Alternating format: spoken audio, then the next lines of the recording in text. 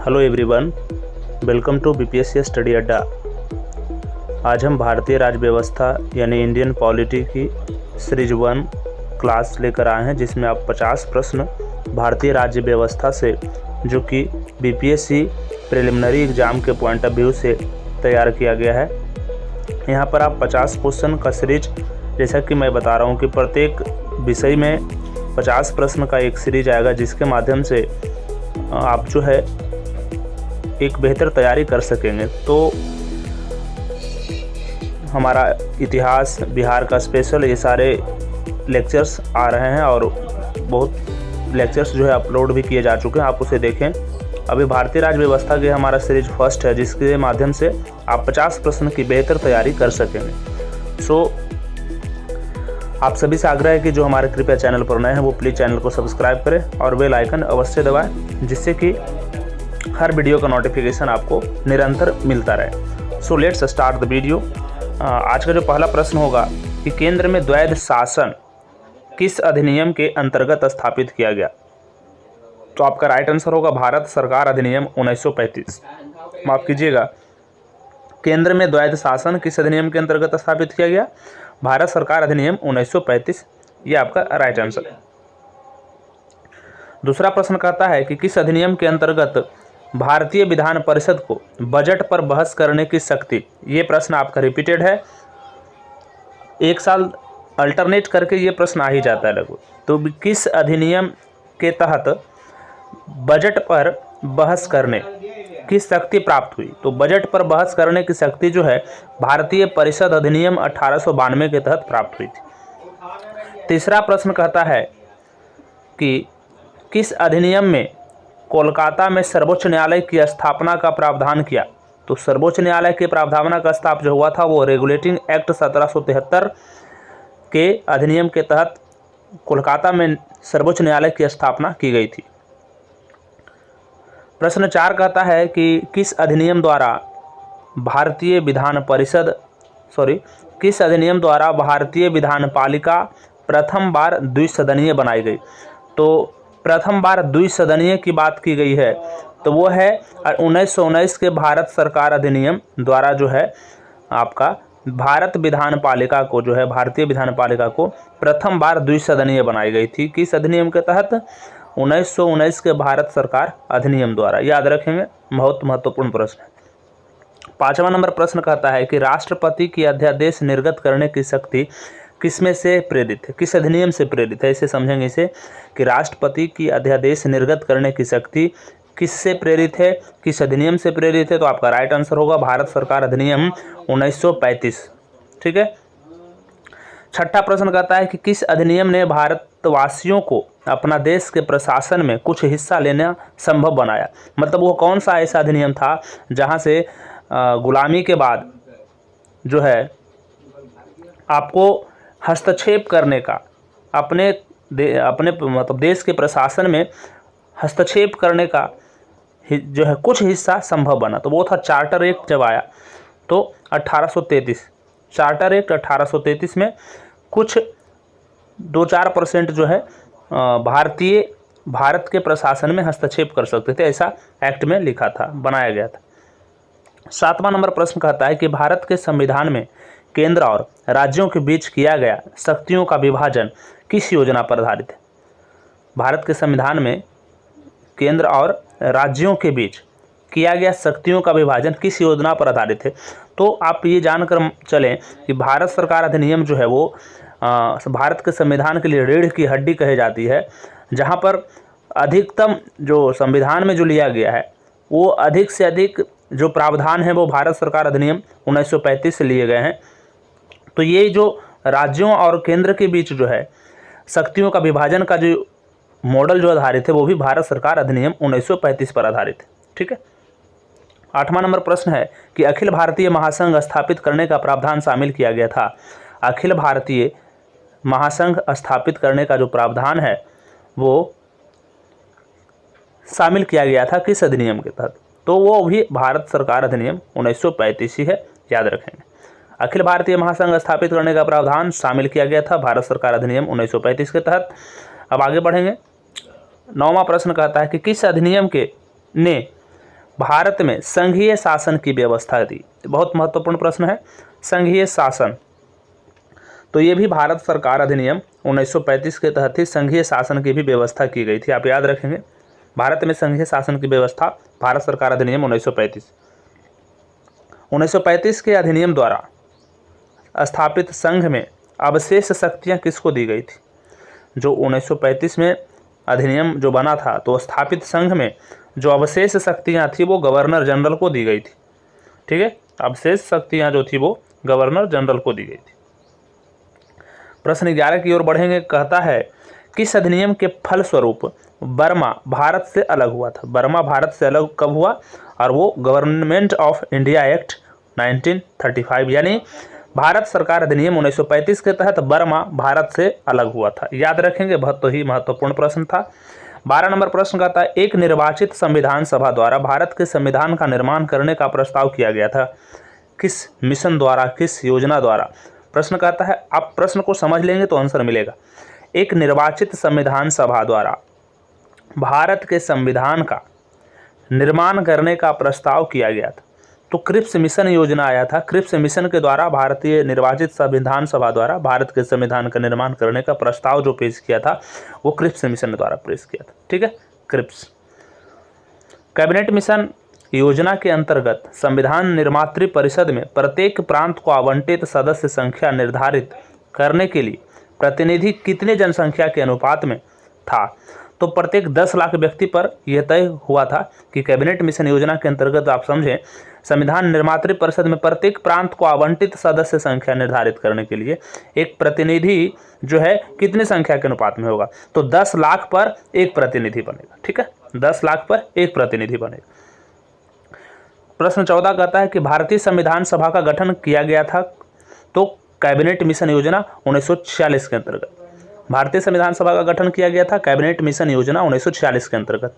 15 number प्रश्न कहता है कि 1946 में निर्मित अंतरिम सरकार में कार्यपालिका परिषद के उपसभापति कौन थे?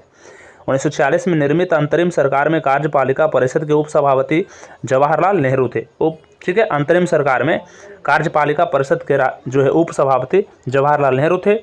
16 नंबर प्रश्न कहता है निम्नलिखित में से कौन से अगस्त 1946 ईस्वी में गठित प्रथम अंतरिम सरकार का सदस्य नहीं थे? ठीक है, तो इसको हम निम्नलिखित में से कौन अगस्त 1946 में जो अंतरिम सरकार का गठन हुआ था उसमें इनमें से कौन से सदस्य नहीं थे? तो देख लेंगे हम। आपका 4 ऑप्शन है। एक आपका कह रहा है कि doctor Rajendra Prasad, doctor S Radhakrishnan, doctor Jagjivan Ram. ठीक है, और एक और ऑप्शन थे आपके ऊपर, ठीक है, सी राजगोपालाचारी। तो इसमें से जो है डॉक्टर एस राधाकृष्णन जो थे वो अंतरिम सरकार के सदस्य नहीं थे। बाकी डॉक्टर राजेंद्र प्रसाद थे, जगजीवन राम भी थे, ठीक है, और सी राजगोपालाचारी भी थे। लेकिन पूछ रहा है प्रश्न, ये भी ध्यान दें कि क्या कह रहा है, थे या नहीं थे। यहाँ पर आपका कन्फ्यूजन होता है। लोग जब उस वक्त कॉन्सेंट्रेट होते हैं एग्जाम में तो वो जल्द से जल्द टिक मारकर निकल जाते हैं। तो यहाँ पर ध्यान रखेंगे कि अगर पूछा जाए अंतरिम सरकार का सदस्य कौन नहीं थे, तो डॉक्टर एस राधाकृष्णन नहीं थे। आप यह जानते होंगे सब लोग कि बीपीएससी 5 ऑप्शन देता है, जिसमें 5वां ऑप्शन अगर एक से अधिक रहता है या कोई नहीं होता है तो 5वां ऑप्शन होता है। इसे आप ध्यान में रखेंगे। 17 नंबर प्रश्न है आपका कि भारत सरकार भारत के लिए संविधान की रचना हेतु संविधान सभा का विचार सर्वप्रथम किसने प्रस्तुत किया? कि भारत में एक संविधान होना चाहिए, इसलिए यह बात संविधान सभा में स्वराज पार्टी ने सर्वप्रथम 1934 में रखा था। सर्वप्रथम स्वराज पार्टी ने 1934 में रखा था कि भारत के लिए एक संविधान होनी चाहिए, रचना होनी चाहिए, और यह प्रस्ताव संविधान सभा को स्वराज पार्टी ने 1934 में रखा था।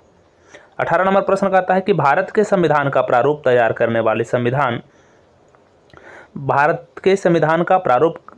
करने वाले संविधान सभा के सदस्यों को किसके द्वारा नामित किया गया था? तो कौन कौन होंगे कि संविधान का तैयार करने में अपना योगदान देंगे, प्रारूप तैयार करने में? तो विभिन्न प्रांतों के विधानसभाओं द्वारा यह तय किया गया था कि जो संविधान सभा के सदस्य होंगे वो संविधान का जो प्रारूप तैयार करेंगे, तो वो तैयार किया गया था विभिन्न प्रांतों की विधानसभाओं द्वारा। ठीक है, विधानसभाओं द्वारा। 19 नंबर प्रश्न कहता है कि संविधान सभा में सदस्यों का चुनाव कैसे हुआ था? तो संविधान सभा में प्रांतीय सभाओं द्वारा सदस्यों का चुनाव हुआ था कि जो विधानसभा होते थे उन्हीं में से चुनाव हुआ। तो दोनों प्रश्न मिलता जुलता है लेकिन थोड़ा घुमा दिया है बस। 20 नंबर प्रश्न कह रहा है कि संविधान सभा के चुने गए अस्थाई अध्यक्ष कौन थे? तो अस्थाई अध्यक्ष, रिपीटेड प्रश्न है, डॉक्टर राजेंद्र प्रसाद। ठीक है, अस्थाई अध्यक्ष डॉक्टर राजेंद्र प्रसाद।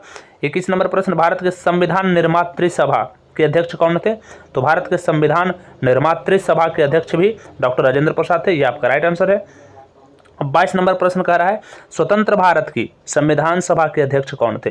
तो ये भी डॉक्टर राजेंद्र प्रसाद। स्वतंत्र भारत की संविधान सभा के अध्यक्ष कौन थे? डॉक्टर राजेंद्र प्रसाद। भारतीय संविधान सभा की स्थापना की गई थी 9 दिसंबर 1946 को। याद रखेंगे कि भारतीय संविधान सभा की स्थापना कब की गई थी? 9 दिसंबर 1946 को। 24 नंबर प्रश्न है कि भारत के संविधान सभा का प्रथम अधिवेशन कब शुरू हुआ? तो स्वाभाविक है कि जब जिस दिन शुरू हुआ था उस दिन पहला अधिवेशन भी हुआ था 9 दिसंबर 1946 को। तो भारत के संविधान सभा का प्रथम अधिवेशन 9 दिसंबर 1946 को शुरू हुआ था। संविधान सभा की प्रथम बैठक की अध्यक्षता किसने की थी? तो संविधान सभा की प्रथम बैठक की अध्यक्षता थी वो डॉक्टर सच्चिदानंद सिन्हा ने किए थे। ठीक है, आपका राइट आंसर है। 25 नंबर प्रश्न का कि संविधान सभा की प्रथम बैठक की अध्यक्षता किसने की थी? डॉक्टर सच्चिदानंद सिन्हा ने। 26 नंबर प्रश्न कह रहा है कि भारत को एक संविधान सभा देने का प्रस्ताव संविधान सभा द्वारा पारित कब किया गया था? ठीक है, भारत को एक संविधान सभा देने का प्रस्ताव संविधान सभा द्वारा पारित कब किया गया था? संविधान सभा की बात कर रहे हैं तो 22 जनवरी 1947 को यह तय हुआ था, पारित हुआ था कि भारत को एक संविधान सभा देना चाहिए। 27 नंबर प्रश्न है कि संविधान सभा के सम्मुख संविधान की प्रस्तावना का प्रस्ताव किसने रखा था? संविधान की प्रस्तावना का प्रस्ताव की बात की जाए तो जवाहरलाल नेहरू ने रखा था कि संविधान सभा के सम्मुख एक संविधान की प्रस्तावना होनी चाहिए। ठीक है, जो कि मूल माना जाता है संविधान का। संविधान सभा में उद्देश्य प्रस्ताव किसके द्वारा प्रस्तुत किया है? तो उद्देश्य प्रस्ताव अपने नेहरू जी किए थे, पंडित जवाहरलाल नेहरू। संविधान सभा में उद्देश्य प्रस्ताव किसके द्वारा प्रस्तुत किया गया? पंडित जवाहरलाल नेहरू द्वारा। 29 नंबर प्रश्न कहता है कि भारतीय संविधान को बनाने हेतु भारतीय संविधान सभा के कुल कितने अधिवेशन हुए? तो कुल 12 अधिवेशन हुआ था। और समय भी से संबंधित भी अगला प्रश्न है कि कुल 12 अधिवेशन हुए थे। ठीक है, 9 दिसंबर 1946 से आगे तक कुल 12 अधिवेशन हुए थे, जिसमें संविधान सभा का बनाने हेतु भारतीय संविधान सभा के लिए कुल 12 अधिवेशन करने पड़े थे। क्या सुधरेगा, क्या गलत है, क्या चेंज होगा, सारा कुछ। 30 नंबर प्रश्न कि भारत के संविधान के निर्माण में संविधान सभा को कितना समय लगा था? तो ये तो सबको जानते हैं कि 2 वर्ष 11 माह 18 दिन। इसमें कोई बताने की चीज़ नहीं, सबको याद है। 31 नंबर प्रश्न संविधान सभा की संघ संविधान समिति, इंपॉर्टेंट प्रश्न, संघ संविधान समिति का अध्यक्ष कौन थे? तो जवाहरलाल नेहरू। प्रश्न उलट कर पूछता है, लोग फंस जाते हैं। तो याद रखेंगे कि संविधान सभा की संघ संविधान समिति का अध्यक्ष जवाहरलाल नेहरू आपका राइट आंसर है। 32 नंबर प्रश्न संविधान सभा की प्रांतीय संविधान समिति का अध्यक्ष कौन थे? तो संविधान सभा की प्रांतीय संविधान समिति का अध्यक्ष सरदार वल्लभ भाई पटेल। ये आपका राइट आंसर है। संविधान सभा की प्रांतीय संविधान समिति का अध्यक्ष कौन थे? सरदार वल्लभ भाई पटेल। 33 नंबर प्रश्न है कि भारतीय संविधान सभा की प्रारूप समिति के अध्यक्ष कौन थे? बताएं आप लोग। भारतीय संविधान सभा के प्रारूप समिति के अध्यक्ष कौन थे? तो आपका है डॉक्टर भीमराव अंबेडकर। ठीक है, भारतीय संविधान सभा के प्रारूप समिति के अध्यक्ष डॉक्टर भीमराव अंबेडकर थे। 34 नंबर प्रश्न है कि डॉक्टर बी आर अम्बेडकर की अध्यक्षता में संविधान सभा के प्रारूप समिति में कितने अन्य सदस्य थे? तो प्रारूप समिति में जिसका अध्यक्षता बी आर अम्बेडकर कर रहे थे उसमें और आपका जो है 6 और थे। ठीक है, 6 सदस्य और थे इनके अलावा। 35 नंबर प्रश्न कह रहा है कि संविधान पांडुलेखन समिति का निम्न में से कौन सदस्य नहीं थे? तो ये आपका ऑप्शन बेस्ड प्रश्न है, इसको देखेंगे। संविधान का जो पांडुलेखन समिति था उसके सदस्य कौन नहीं थे? तो मोहम्मद सादुल्लाह थे, के एम मुंशी थे, ए के नैयर थे और जवाहरलाल नेहरू नहीं थे। ये नहीं थे, ये अलग समिति में थे। संविधान पांडुलेखन समिति में निम्न से कौन सदस्य नहीं थे? ये ध्यान रखेंगे तो जवाहरलाल नेहरू नहीं थे। 36 नंबर प्रश्न कहता है कि संविधान सभा ने डॉक्टर बी आर अम्बेडकर की अध्यक्षता में प्रारूप समिति का गठन कब किया था? तो 29 अगस्त 1947 को प्रारूप समिति का गठन किया गया था बी आर अम्बेडकर की अध्यक्षता में, 29 अगस्त 1947 को। 37 नंबर प्रश्न कह रहा है कि भारतीय संविधान के निर्माण के समय संवैधानिक सलाहकार कौन थे? तो संवैधानिक सलाहकार बी एन राव। ठीक है, बी एन राव संवैधानिक सलाहकार। 38 नंबर आपका कह रहा है कि भारतीय संविधान का प्रथम प्रारूप किसने तैयार किया था? तो BN राव ने संविधान सभा का प्रथम प्रारूप तैयार किया था। किसने? क्या? प्रथम प्रारूप। याद रखेंगे, ये आपका राइट आंसर है, ये आपका राइट आंसर है। 39 नंबर प्रश्न कह रहा है कि संविधान सभा की सलाहकार समिति के अध्यक्ष कौन थे? संविधान सभा के सलाहकार समिति के अध्यक्ष सरदार वल्लभ भाई पटेल। ठीक है, सलाहकार समिति के अध्यक्ष कौन थे? सरदार वल्लभ भाई पटेल थे। 40 नंबर प्रश्न कहता है कि भारत के संविधान सभा ने राष्ट्रीय ध्वज को सर्वप्रथम कब स्वीकार किया? तो राष्ट्रीय ध्वज को 22 जुलाई 1947 को स्वीकार किया था। भारत के संविधान सभा ने राष्ट्रीय ध्वज को सर्वप्रथम कब स्वीकार किया? तो 22 जुलाई 1947 को अपना राष्ट्र ध्वज स्वीकार कर लिया गया था। 41 नंबर प्रश्न कह रहा है कि भारत संविधान निर्मात्री परिषद की झंडा समिति के अध्यक्ष कौन थे? तो झंडा समिति के अध्यक्ष डॉक्टर राजेंद्र प्रसाद थे। झंडा समिति के अध्यक्ष डॉक्टर राजेंद्र प्रसाद थे, याद रखेंगे। और रिपीटेड प्रश्न है, भारतीय संविधान को संविधान सभा द्वारा कब अंगीकृत किया गया? तो 26 नवंबर 1949 ईस्वी को हमारा संविधान स्वीकार कर लिया गया था, जो जैसा कि प्रस्तावना में उद्देशित है कि, है ना, 26 नवंबर 1949 ईस्वी, मिति मार्गशीर्ष शुक्ल सप्तमी, संवत 2006 विक्रमी। ऐसा आप पढ़ेंगे जो प्रस्तावना, तो उसमें लिखा हुआ है सब। 43 नंबर प्रश्न कहता है कि भारत का संविधान किस तिथि को अपनाया गया था? तो 26 नवंबर 1949 ईस्वी को। सेम प्रश्न दूसरे तरीके से। 44 नंबर प्रश्न, भारतीय संविधान कब लागू हुआ था? तो 26 जनवरी 1950। याद रखेंगे, 26 जनवरी 1950, इसलिए हम गणतंत्र दिवस मनाते हैं। ठीक है, गणतंत्र दिवस इसलिए मनाते हैं कि भारतीय संविधान कब लागू हुआ था? 26 जनवरी 1950 ईस्वी को। ठीक है, 26 जनवरी 1950 ईस्वी को। 45 नंबर प्रश्न जो है आपका, भारतीय संविधान को अपनाया गया था संवैधानिक सभा द्वारा। भारतीय संविधान का किसके द्वारा अपनाया गया था? संवैधानिक यानी संविधान सभा द्वारा।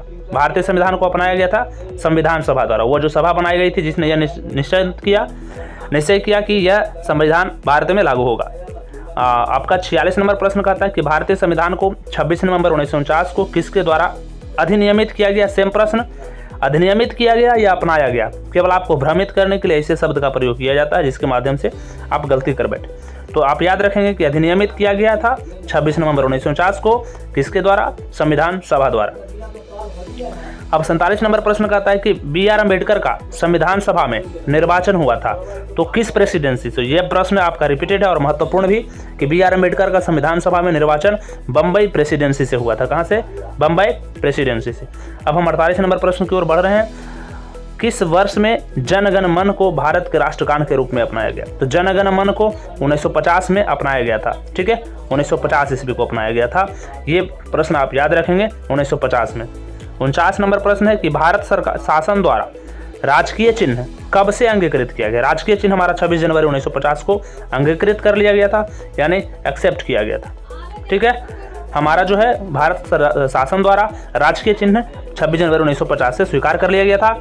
हमारा 50वां प्रश्न और आज का अंतिम प्रश्न जो है इस सीरीज का कि संविधान सभा में वयस्क मताधिकार को 15 वर्ष के लिए स्थगित करने की बात किसने की थी? तो 15 वर्ष के लिए स्थगित करने की बात मौलाना अबुल कलाम आज़ाद ने कहा था कि संविधान सभा में वयस्क मताधिकार को 15 वर्ष के लिए स्थगित कर दिया जाए।